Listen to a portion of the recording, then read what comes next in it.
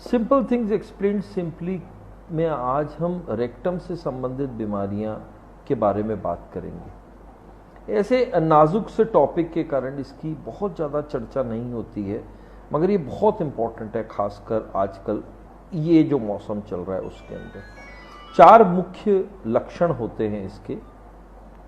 पहला लक्षण होता है ब्लीडिंग, दूसरा लक्षण होता है दर्द, तीसरा लक्षण होता है मवाद आना और चौथा लक्षण होता है कब्ज या कॉन्स्टिपेशन। 4 मुख्य बीमारियों में इसको बांटा गया है। पहला है पाइल्स, जिसमें ज़्यादातर ब्लीडिंग होती है। दूसरा है फिस्चुला, जिसके अंदर मवाद आती है। तीसरा है फिशर, जिसका मेन चीज़ दर्द होती है। और जो चौथी बीमारी है वो पेरिएनल एब्सिस या मवाद बन जाना है, जिसके अंदर बुखार होना, मोशन ढंग से नहीं आ पाना, सोजन रहना, ये 4 तरीके की चीज़ें। इसका ट्रीटमेंट, हालांकि हर बीमारी का अलग अलग ट्रीटमेंट होता है, मगर जो ट्रीटमेंट है वो भी 4 भागों में डिवाइडेड होता है। पहली बात कंजर्वेटिव ट्रीटमेंट या वो ट्रीटमेंट जो खान पान से, और ये सबसे ज़्यादा इम्पॉर्टेंट है। रेक्टम से संबंधित बीमारियां ज़्यादातर उन लोगों को होती है जो 1 से अधिक बार मोशन जाते हैं। इस चीज़ को बहुत अच्छी तरह से समझना जरूरी है।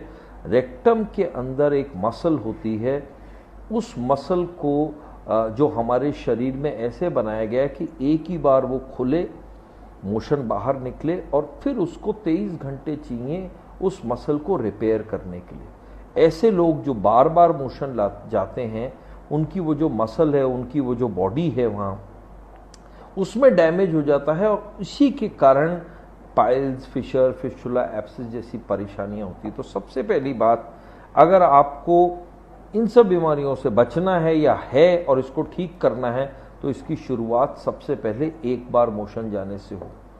इसके लिए आप खान पान की चीज़ों के ऊपर ध्यान दे सकते हैं। बहुत सारी दवाइयाँ होती हैं, आप उनको ले सकते हैं। अगर ये सब चीज़ें फेल हो जाती हैं तो फिर सर्जरी ही एकमात्र उपाय होता है। करीबन 80% ये जो चीज़ें हैं वो नॉर्मल ट्रीटमेंट से, कंजर्वेटिव मेथड से, बिहेवियरल चेंजेस से ठीक हो जाती हैं। सिर्फ 20% लोगों को ही ऑपरेशन की ज़रूरत पड़ती है। इसके अंदर 2 एक्सेप्शन हैं, one is fistula and second is perianal abscess, जिसमें ऑलमोस्ट 99% लोगों को ऑपरेशन की ज़रूरत पड़ती है। फॉर्चुनेटली ये जो रेक्टम से संबंधित बीमारियां हैं, इनका ऑपरेशन आजकल लेज़र की साथ भी होने लग गया। तो पहले जहां महीनों पट्टी होती थी, दर्द होता था, इन सब चीज़ों की बीमारियों, इन सब सर्जिकल एडवांसमेंट के कारण अब ये रिलेटिवली आसान हो गई। मगर फिर भी बचाव एक बहुत इम्पॉर्टेंट उपाय है इसके अंदर, और अगर हम वो जो मोशन वाली सलाह है उसके ऊपर ध्यान देंगे तो ये बीमारियां बेटर ठीक होंगी, और अगर आपको नहीं है तो होंगी भी नहीं। Thank you very much.